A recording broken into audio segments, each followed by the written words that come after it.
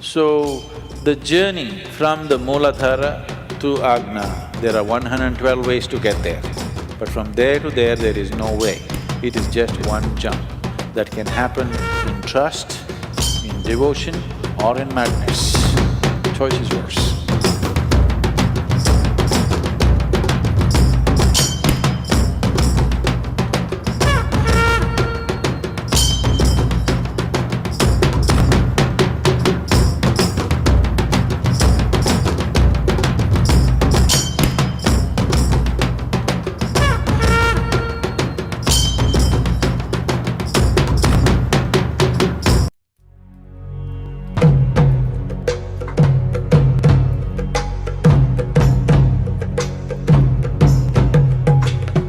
So what is Kundalini?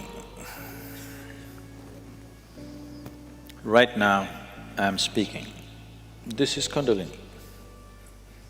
You are alert and listening. If you are alert and listening, that is Kundalini.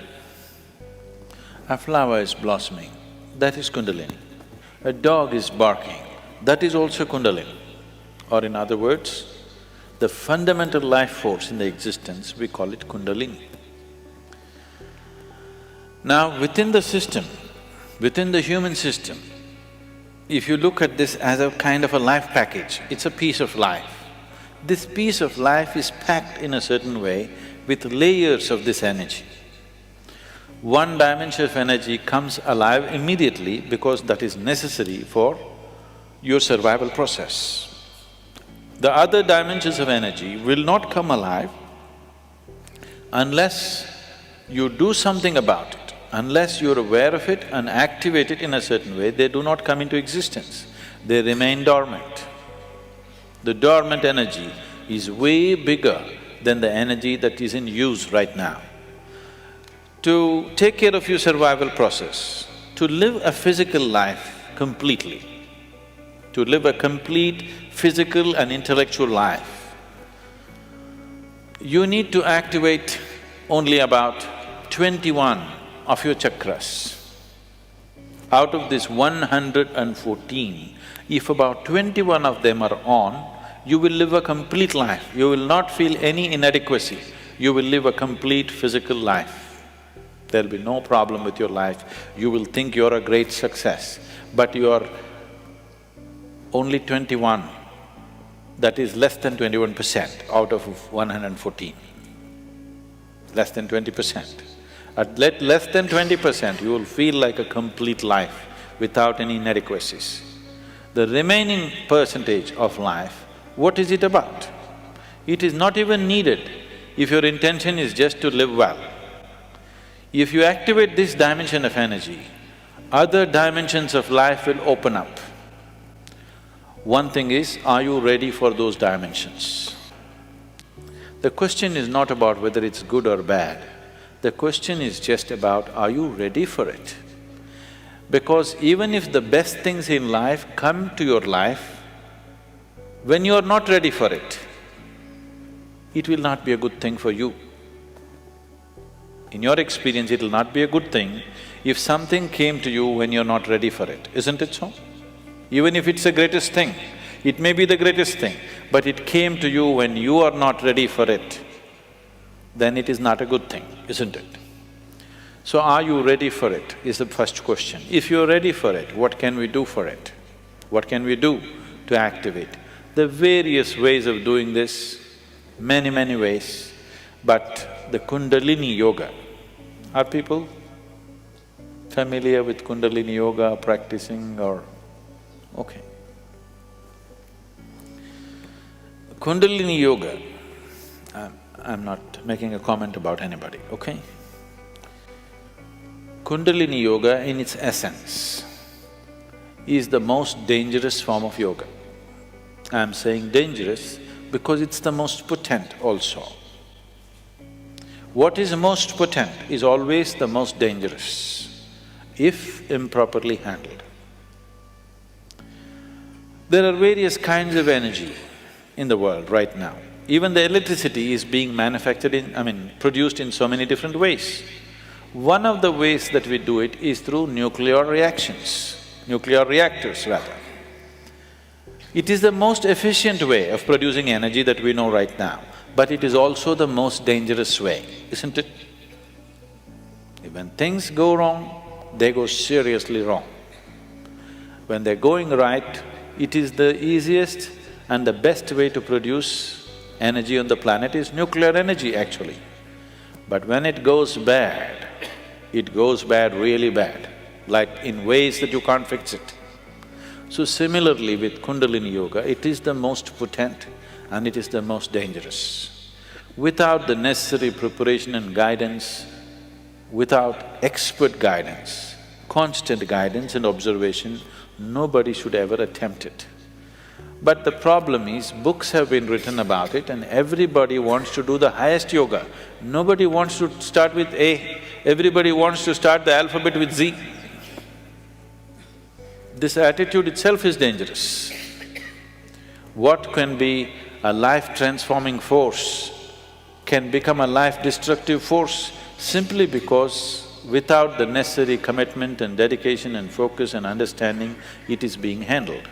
Anyway, about rising the Kundalini. If the Kundalini rises, the dimensions of your life will change so rapidly that you must be willing to make the outside adjustments equally quick. Otherwise, things will fall apart in a big way. In the classical yogic traditions, there is a certain type of yoga we teach for people who live in family situations. There is a certain other type of yoga we teach for ascetics. In Isha we have both the forms. We have ascetic yoga and we have the general yoga. We will never teach you the ascetic form, that is the most potent way to do it. But it will demand a certain dimension of discipline and focus which your regular lives will not allow. If you do that kind of yoga, it will dismantle your outside life instantly. Now this yoga is not designed to dismantle your life, this yoga is designed to make your life happen better. When life happens better, when things happen better, you make more money, your business is going better, your profession is happening better, your generally, unfortunately, your longing to seek the higher becomes slower. Yes? So in the real sense, it is not the good way to do it, but it's the only way it works in today's world. And it's the only way it works for majority of the people. For a small number of people, we can do it other ways. We can bypass all these things and just do very powerful ways of doing things, but it will dismantle all social structures around them, which is not good for everybody to do. So these are different dimensions. Kundalini Yoga, if it has to be practiced, you must be in a certain kind of atmosphere. You cannot live in social situations and do Kundalini Yoga.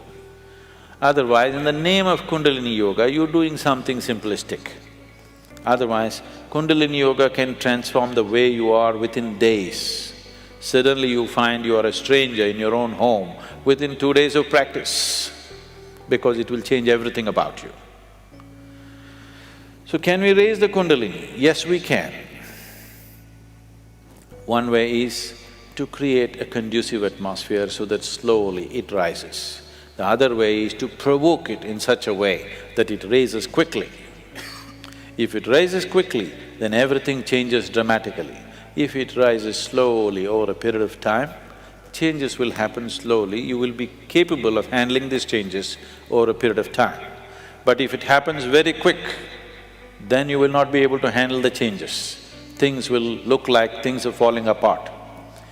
So there are different ways of doing this. How many ways? There are too many ways. I will not go into how many ways. There are so many ways of doing it. Essentially, there are 112 ways of doing it. There are 112 ways in which you can take this up. From the base to… for this you have to know the structure, otherwise it'll become very elaborate. Out of these 114 chakras, there are 7 which we recognize as 7 dimensions. Out of this, 6 are within the body, 1 just outside the physical body. So if you employ these 112 methods, you will handle the sixth chakras. The seventh one you cannot handle. There are 112 ways in which you can attain to a chakra which we refer to as Agna. But from Agna to Sahasrara, there is no way. There is no way to do it. You just have to jump into an abyss. If you have to jump into an abyss, you should be insane. Or you should have enormous trust in somebody. Somebody says jump, and you are jumping because you have such a deep trust in somebody that when he says jump, it has to be good for you. You simply jump into a bottomless pit. So, the journey from the Mooladhara to Agna, there are 112 ways to get there. But from there to there is no way. It is just one jump that can happen in trust, in devotion or in madness. Choice is yours.